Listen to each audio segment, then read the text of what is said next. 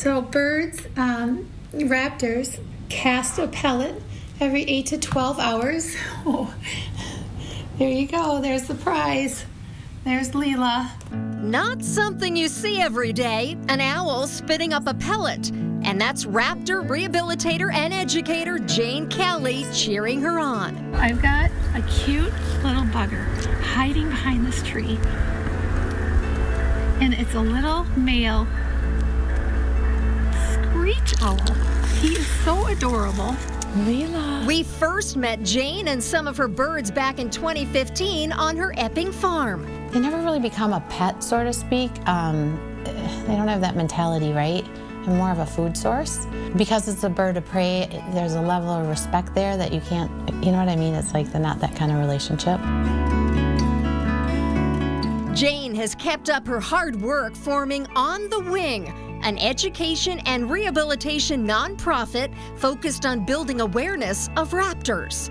One cool fact about barn owls is one barn owl will eat about 1,000 rodents a year. Producer Mary Page Provost caught up with Jane from a distance to see how she, her birds, and her mission are doing during quarantine. So a lot has changed. It's gone bonkers. I'm surprised that when I talk, feathers just don't come flying out of my mouth. Gosh, we must have like 20 wild birds, and half of them are baby owls. And now we'll probably see an influx of the hawks, baby hawks. One of the good things about this pandemic, a silver lining, I'd say, is there's less people on the roads. And so we've had less car strikes, which is really refreshing. And this bird came from Durham.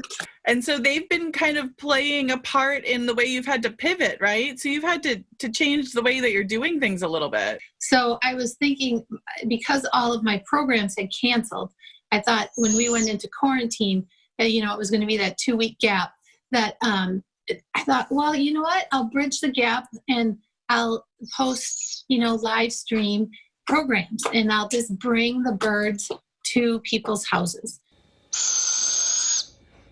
It really is like the live Muppet Show, isn't it?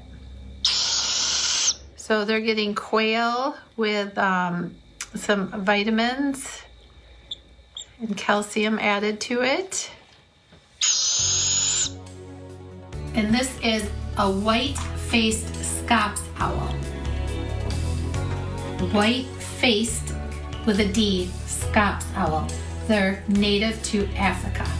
Jane isn't just showing off the birds, she's also challenged her fans to an acorn whistling contest. And art and story projects.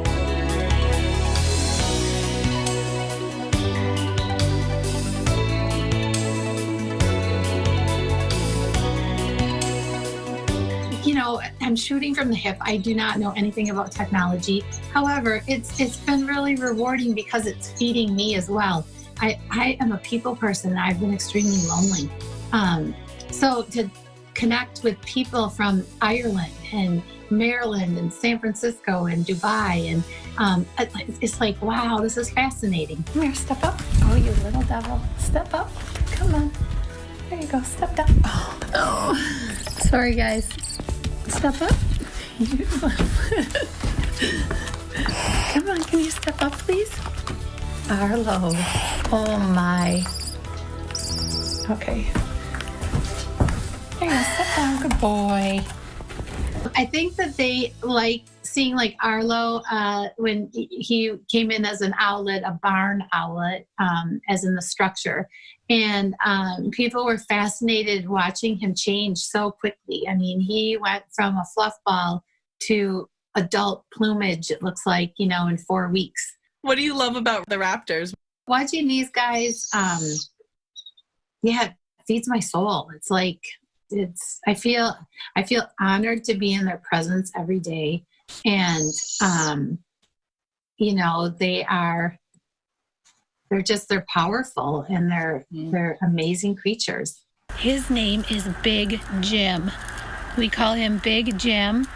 Can you see he's giving you the stink eye? He's got his little ear tufts straight up in the air there, high alert, right?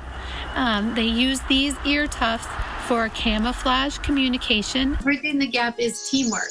It entails, New Hampshire Fish and Game and them bringing a bird here, and then me bridging that gap with our vet, and it's all connected. So it's not just on the wing. It's not just one person. It's multiple people involved.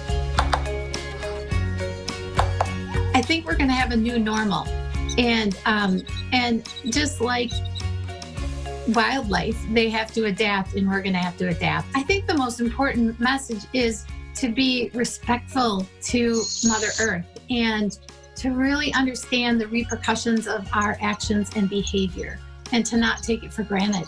And to put our devices down and get outside and connect.